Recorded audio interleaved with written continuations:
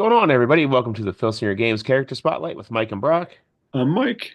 I'm Brock, and tonight we're going to go over two updated cards with the new Soldier of Fortune and the special edition Dreadnaught from CPC 2105.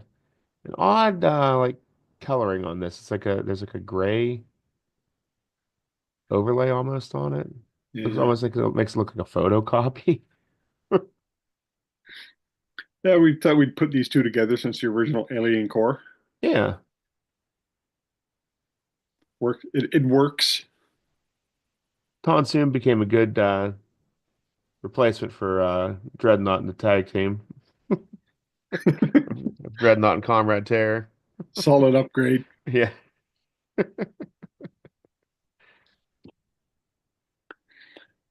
Yeah, we'll start off with the Dreadnought since he's got should have top billing. He's been around a long time. Yeah. He got a slight upgrade on this too from his 2100 card. He was pretty weak.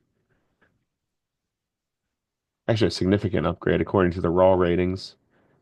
His 2100 card was a 917. This is a 3541 too. Oh, Yeah. Better than his first card, not as good as his 2092 card. how come it's so much better? I don't know.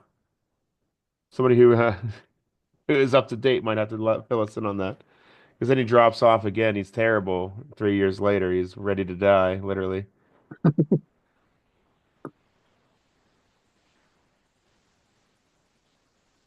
That's kind of weird. I'm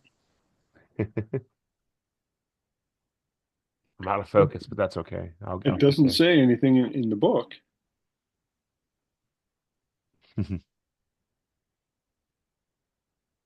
See, I don't use this card. Probably that's I think he got trans evolved again. It says what. on the wiki, trying to get myself back in focus, that overly trusting of Doomsayer, Dreadnought took a chance after watching his abilities decline and took another trip through the mad scientist's DNA altering machine, Oh yeah, only to come out more aggressive than ever. This caused some to speculate that he may actually perish in the ring, but as he himself said, at least he died doing the thing that he loves to do. So, so yeah, one last trip through the Trans Evolver after he got weakened in that 2100 card due to old age, I guess. that card cost you your focus. It did. Usually it bounces back, but it hasn't yet. It will. I hold the card up again, I'll just focus on that again. Oh, oh. Yeah, I like this drawing. I'd say I'm a little the shading thing is off-putting with the gray shades. Well, it's another Bendis pick. Hmm. And as Bendis had said, he's not an artist. Right. I didn't think this one was bad though. No, it's also not good. No. I still love the Comrade Terror card the best. Oh, the original? Yeah. Yeah. Even the name. I love the name. Hmm. Little Russian influence. And yeah, so like I said, he's dropped down into the my UWA Fed, and he's a good guy whether he likes it or not, because he's with all the they're with the guys that they're calling themselves the the GWF the Legends team down there. Hmm. Not to be confused with the Uncharted Territory Legends team. No, but it's Exo King, Killer Queen, Dreadnought, and Mr. Galaxy. Nice. He would have reached that status, I think, by now. Like he's been around so long that everybody just likes him. Yep, and that's what he's doing there. Uh, so he was a guy, he was a four-time TV champion, two-time Intergalaxian, one-time Intergalaxian tag. So he held on to some big gold. I'm pretty sure he got some shots at the heavyweight title, Hmm. but He just could couldn't compete. cash it in. Oh yeah, he could have easily won it. Hmm. That Dreadnought card was pretty tough. Hmm.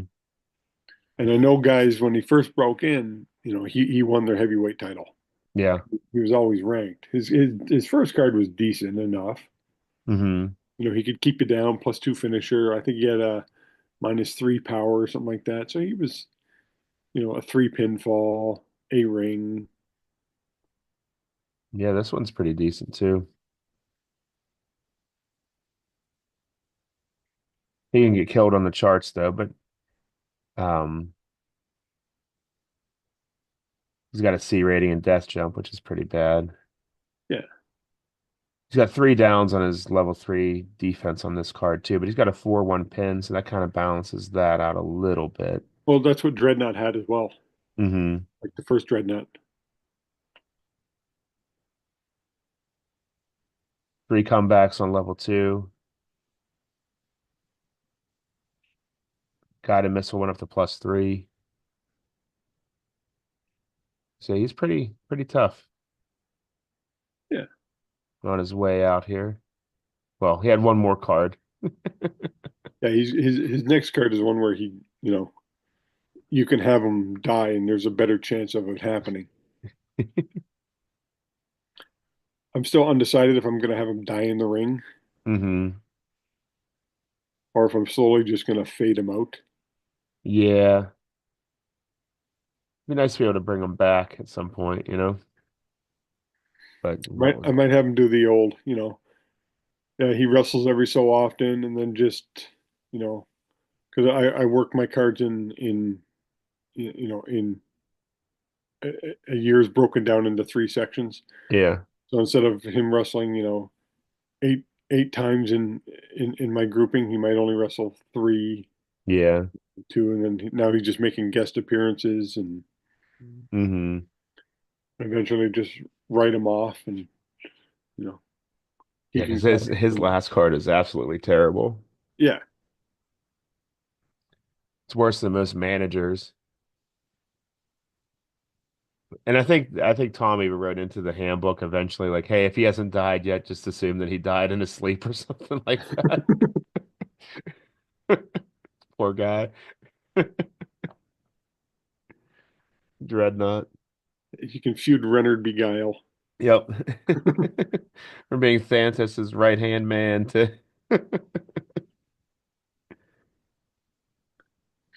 Yeah, he's like I said with this new card coming up, it's a bump, but it only lasts a year or two, I think. yeah, 3 years later, the death card comes out. Yeah. It's kind of cool though. I remember when that idea took shape. I don't remember who put the threw the idea out there. Like, well, you keep saying that he would die in the ring. Why don't you just make a card where with that mechanic? But I guess we could talk about that whenever we get to that card. This card has it as well, doesn't it? No. No? Okay. I thought there was like a random chance it could happen on this card. I can't remember it right now. Mm-mm. Yeah, there's So nothing I unless it was haven't. in the book. It's not on the card. Yeah, because it's in my UWA, so I haven't broken in with this card yet. Mm-mm.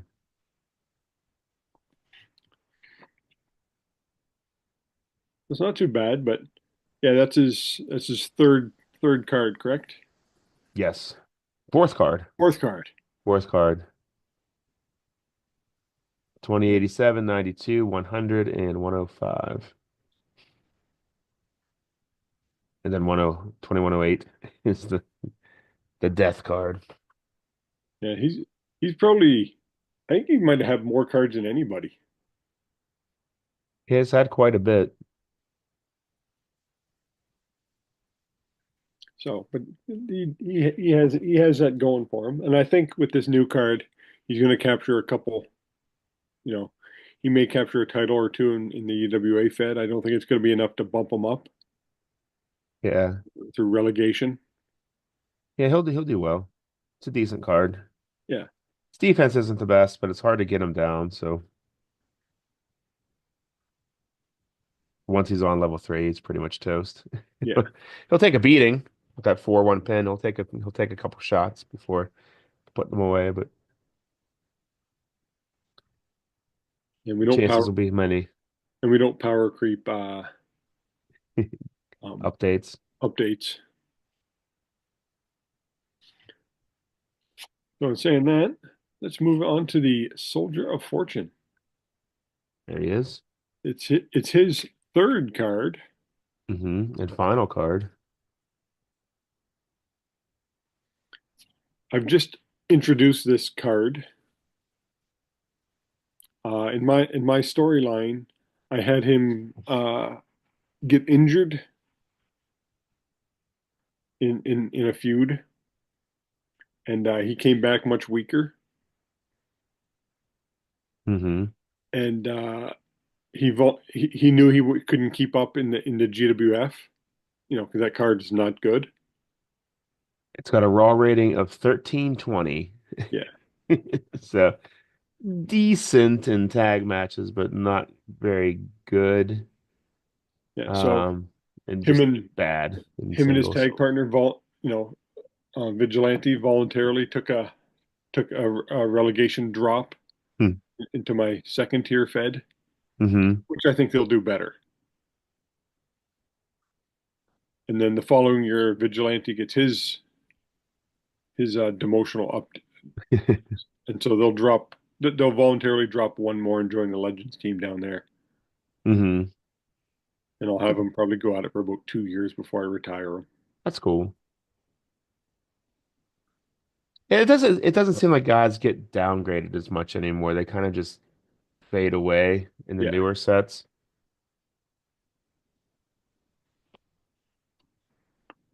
I kind of miss that.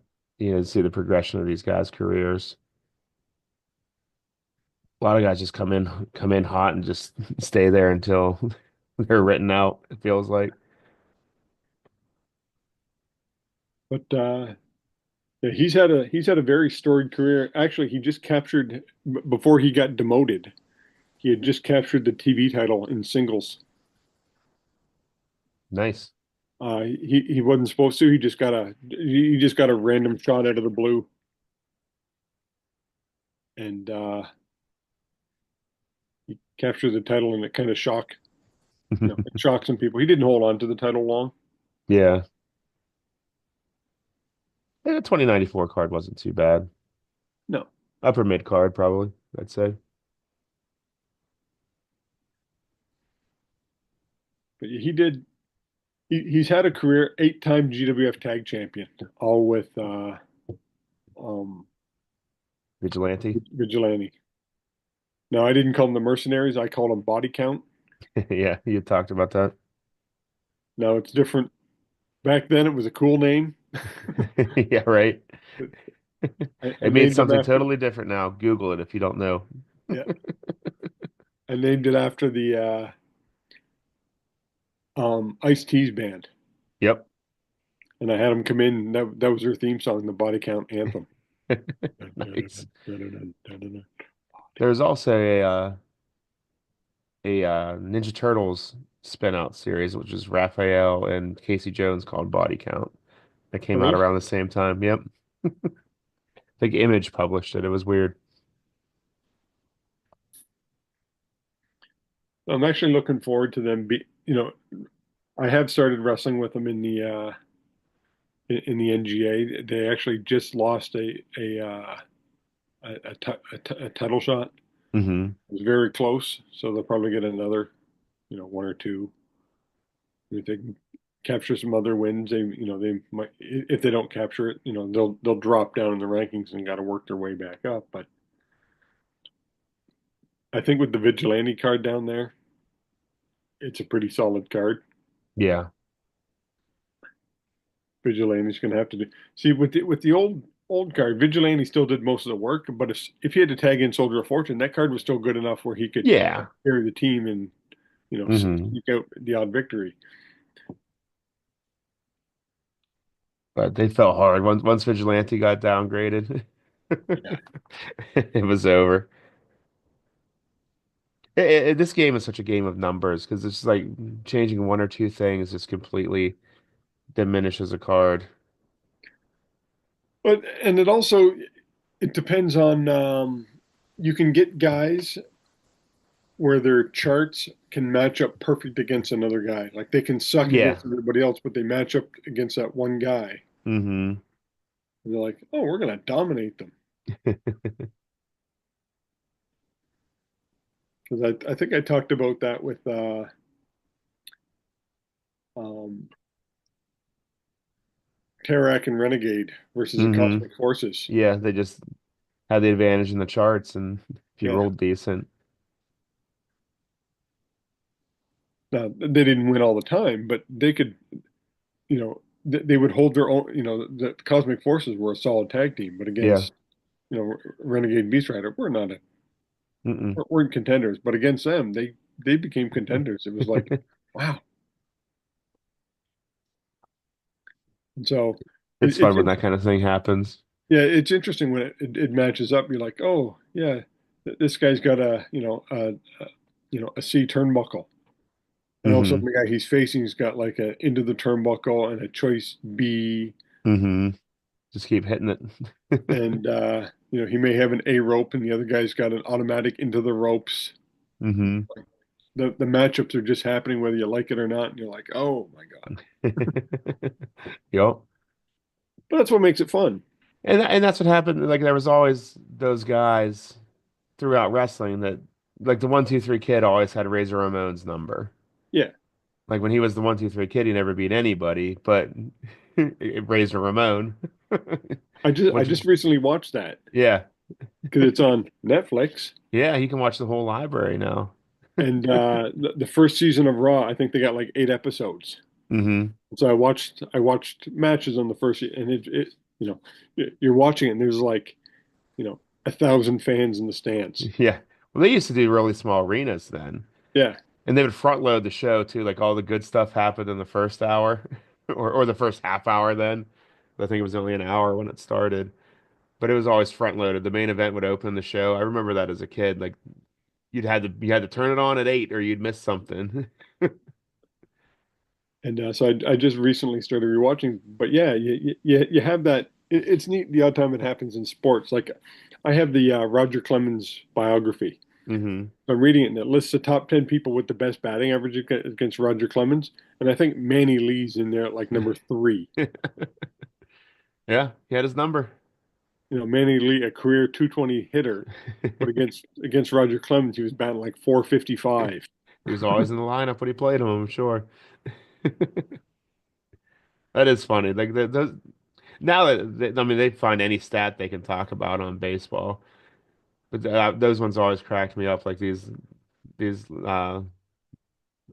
slightly above or below average players that just had these star pitchers numbers. It was always a stat that they'd bring up. It was funny. There's a stat I saw with Greg Maddux and Pedro Martinez. Hmm. Combined they had like 220 at bats against Tony Gwynn, and he never struck out. Yeah. He hardly ever struck out anyway, but Yeah, but this is two of the greatest pitchers. You'd think he yeah. one time. Nope. Tony Gwynn. That was kind of funny. Yeah. But instead of doing our Mount Rushmore, we decided we're gonna talk about or my daughter's just texting me about our hockey game. Yeah.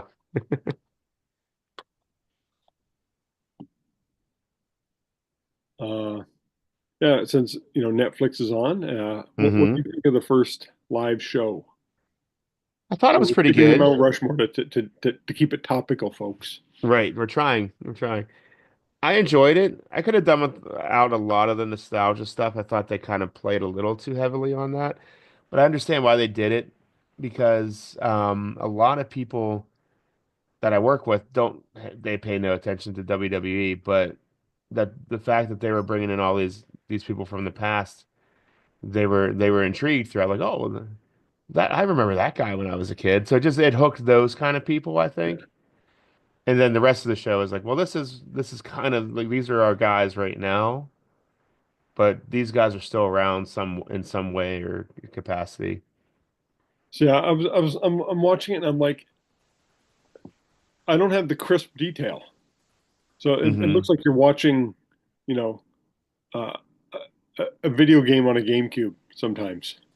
Like Mm. you lose a lot of the detail on the far shots. I didn't run into any of that. Oh, I did here. And I know a few other people did too. A lot of people were complaining that it's still, Don't worry, they'll bring fiber internet to Canada someday. I have it. It's just bad. And I think I was talking to Kirk Campbell and he said the same thing. Kirk's like, yeah, it wasn't good. Yeah, it was perfect for me. We have really good internet here. It's not available in all areas. It's a gig up, gig down fiber optic network. Go NetSpeed, not endorsed, not sponsored, but if it's in your area, get it because it's fantastic. And I did fully expect Rhea to capture the title back. Hmm. Yeah, none of the matches surprised me. No. There were only four matches in the 3 hours and 5 minute broadcast. And They presented it like a boxing show, like a yeah. boxing pay-per-view, where you're building to the main event throughout the show, and then And I heard Hogan was coming back and he's going to pump his beer. And all I said was, yeah, he's going to get booed. he did. I enjoyed that a little too much. And even he was, you can tell he was shook. Yeah. I heard rumor that they're gonna turn him into a heel character because I guess they have so many days they have to use him as part of this beer endorsement. So since it's not McMahon anymore, we're like, well, you're gonna cheer for him because that's Hulk Hogan. I think there's already talk of turning him into a heel character, which would be great. I, and it's, and it was interesting. Like, so you're watching guys and I'm watching, um, what are they called? They called them War Machine Hmm. one time, and I'm like, they're not War Machine. They're called something else, but They're the they War Raiders now. were Raiders. But in the match, they called them War Machine. I'm like, oh, they switch gradually switching it over, and Maybe. they got rid of the Viking gimmick. Yeah, the Viking gimmick. I'm glad that's gone. Yeah, They still have the stupid Viking names though. Eric and Ivar instead of Hanson and Rowe. yeah. Give it time. Yeah, I'm hoping that. They'll make it a gradual change. Mm-hmm. Mm-hmm. They're the But champs though. yeah, but also the WWF doesn't own War Machine. Right. And that's probably the main reason why they're not using it. Yeah, I think that's another thing that's slowly going to change now that Vince is out of the way. probably. But Because there I people have did come in enjoy the recently. show. It was the first time I watched a Raw in a long time. Hmm. I enjoyed it, but also it was one of those things where like, okay, can we get in some matches? Yeah. I think tonight will be different. I think tonight will be more action packed Yeah. now that it's established and it did great numbers. Oh yeah. 5 million people watched it live. It's pretty impressive. It's a Attitude Era numbers, but that was only in the States then, but And I know they're going to increase the library some more. hmm. Yeah, there's all kinds of rights issues with that, I'm sure. But hey, I was happy with all the old Raws. Hmm. Like I was watching that whole 1 2 3 kid thing. Yeah. 'Cause I remember watching an interview and he's like, yeah, he goes, my rematch against Razor. He said I bounced. I did he was doing a move and he missed and he bounced his head off the concrete and I don't remember it and I'm watching it. I'm like, and he goes, he didn't remember anything after that. Wow. And I think he said that wasn't the finish of the match, but Razor just told him Hmm. go because Yeah. he wasn't able to do anything because he was gone. Yeah. So Razor just told him grab the money and run Oh, the because good old days of Raw. I remember him and Bret Hart had an awesome match oh yeah, for it's the on there. I'm for the gonna give it title. I'm going to give it a watch because I was watching an interview with Xbox and he said, yeah, he said Brett really gave him a big rub Hmm. with that match. Yeah, for sure. So it's neat watching matches I hadn't thought of in 20 years. Yeah, I'm yeah. gonna be able to rewatch some of it. So I hope eventually we get the WWE Network back because it had literally everything on it. Peacock had a lot. You guys never got had that, no, but yeah, hopefully Netflix gets to the WWE Network level of content because it was amazing. I watched some of the talk shows. I thought they were good. Hmm. There's a Legends of Wrestling one on gimmicks, and hearing Dusty Rhodes retell the story of the Shockmaster is one of the most entertaining things you'll ever watch in your life. So if that one's on there, definitely check that one out. It was as on Tubi. If you're a fan of old wrestling, Hmm. Tubi has an incredible amount of wrestling and wrestling documentaries. I was surprised by that, the amount of stuff that's on Tubi. Like I tuned in and they have hours of Portland. Yeah. I'm like, Had a lot of foreign stuff too. There's a lot of UK feds on there and stuff. I can't think of any of their names, but yeah, check it out, people. It's I think I was talking to Barry Walsh about that, and Barry was like, "Really?" And then messaged him, and he's like, "Oh my God, yeah, it's here. I didn't expect it." And I was just going through Tubi, and sports. What sports are on Tubi? And I'm like, wrestling. What? Tubi's an underrated app. Yeah, I just finished the they had a Bruiser Brody documentary on it, so I watched it. Nice. Yeah, I think Netflix on Raw and Netflix came off good. Yep. I'm anxious to see the direction they take it. It elevated the other two shows too. NXT and SmackDown drew big numbers internationally because of Netflix. Well, I can try now, start watching those because I'd always lose track. Hmm. And now, if it's all going to be on the library, I can just go through and Yeah. fast forward and catch which matches I want to watch and see. And Hmm. Yeah, I think it's going to be a good move for them. but from segueing uh, from wrestling, I'm going to do a Lego corner. There you go. I got this bad boy for Christmas, Nice. the Jabba the Hutt skiff. One thing I like about it is the other side is open, Oh, that's cool. I didn't know it was like that. so you have your action playset. Fun. How many pieces is that? Just under 4,000 pieces. Nice, nice. I was going to start putting it together. I was thinking of maybe opening it tonight and putting it together. Gradually a bag here and there. I like to spread Hmm. it out, but finding a place for it as Yeah, it's 31 inches long. it's good size. I just buy Lego sets. I don't build them anymore. I don't have anywhere I, to put them. I just store them.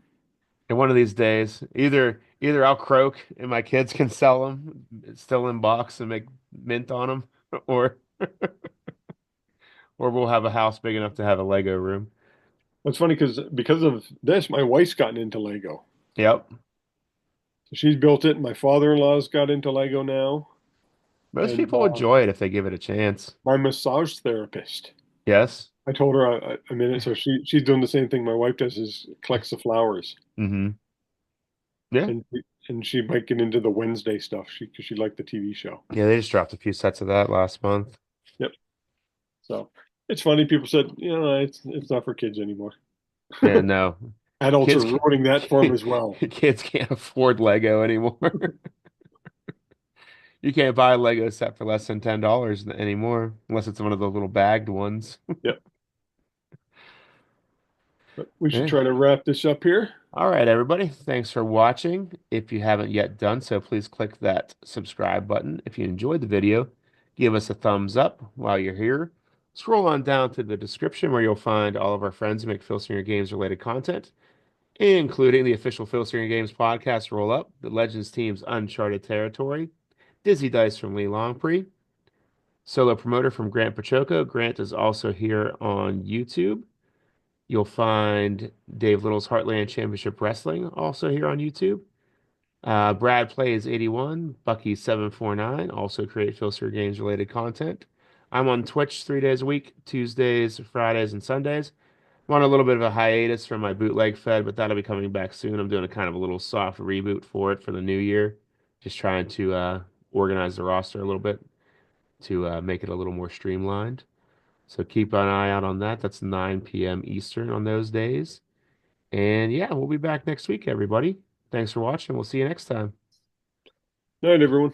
Later.